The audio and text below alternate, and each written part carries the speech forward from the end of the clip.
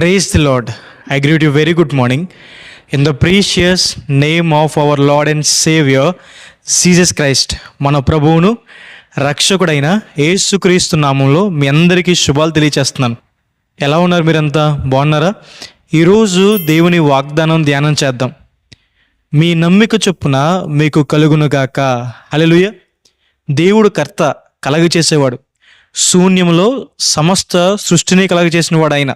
క్రీస్తు ప్రభువారు మనకి సమాధానాన్ని కలగచేస్తారు, మనకి ఆరోగ్యాన్ని కలగచేస్తారు, ఐశ్వర్యాన్ని కలగచేస్తారు. మన విశ్వాసం చొప్పున, మనం దేవుని మీద ఉంచుకునే నమ్మకం చొప్పున దేవుడు మన జీవితంలో గొప్ప కార్యాలు చేస్తాడని. దేవుని మీద విశ్వాసం ఉంచుకున్నవారు ఎవరో కూడా సిగ్గునుందరని. విశ్వాసం లేకుండా దేవునికి ఇష్టలుగా ఉండడం అసాధ్యమని బైబిల్ చదివిస్తుంది. విశ్వాసం అంటే అర్థం ఏంటి? విశ్వాసం అంటే నమ్మదగిన దేవుణ్ణి నమ్మడమే విశ్వాసం, అన్నీ నమ్మేయడం కాదు. క్రీస్తు ప్రభువారు నమ్మదగిన దేవుడు, ఆయన మీద మన నమ్మకం ఉంచాలి.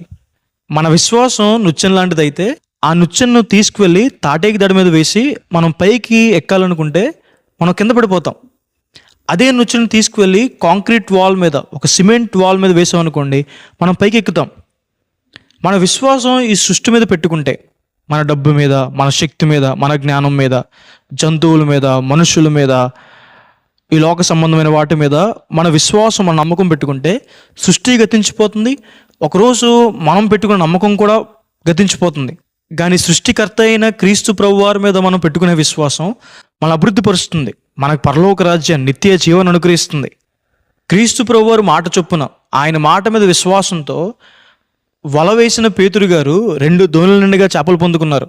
క్రీస్తు ప్రభువారు స్వస్థపరుస్తారు అనే విశ్వాసంతో ఆయన వస్త్రపు చెంగును ముట్టుకున్న స్త్రీ 12 సంవత్సరాల నుంచి ఏ అనారోగ్యంతో అయితే బాధపడుతుందో దాని నుంచి స్వస్థత పొందింది.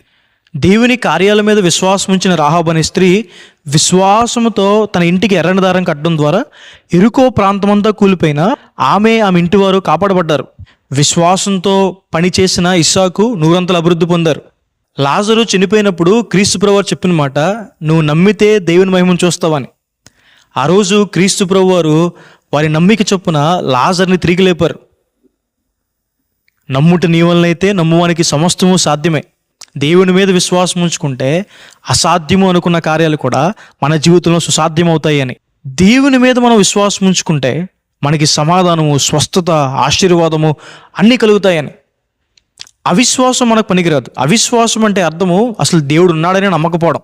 అవిశ్వాసం ద్వారా మనం ఎటువంటి ఆశీర్వాదం పొందుకోలేం. కొంతమంది అవిశ్వాసులకు ఎందుకు ఉంటారంటే, దేవుడు ఉన్నాడని నమ్మితే ఆయన మాటకు లోబడాలి కాబట్టి నీతిగా, న్యాయంగా, పరిశుద్ధంగా బ్రతకాలని అవిశ్వాసంగానే ఉంటారు. కొంతమందికి అల్పవిశ్వాసం అంటే దేవుణ్ణి పూర్తిగా నమ్మలేరు.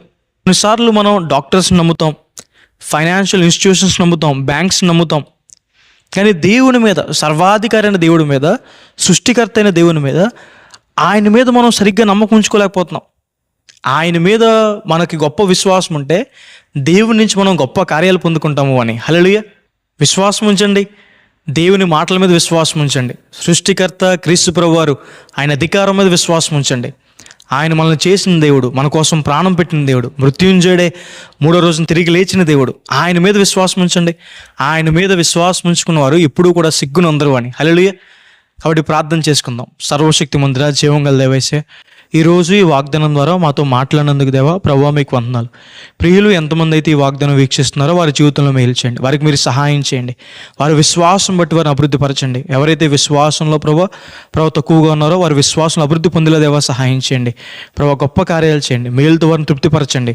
ప్రభు అన్ని విషయాల వారికి సహాయం చేయండి. ఆరోగ్యాన్ని, సమాధానాన్ని, ఆశీర్వాదాన్ని వారికి దయచేయండి. వారికి ప్రతి విషయంలో మీరు తోడు ఉంచమని, దీవెనలు కుమ్మరించమని యేసు నామమున వేడుకుంటున్నాను తండ్రి. ఆమేన్. God bless you. God bless India.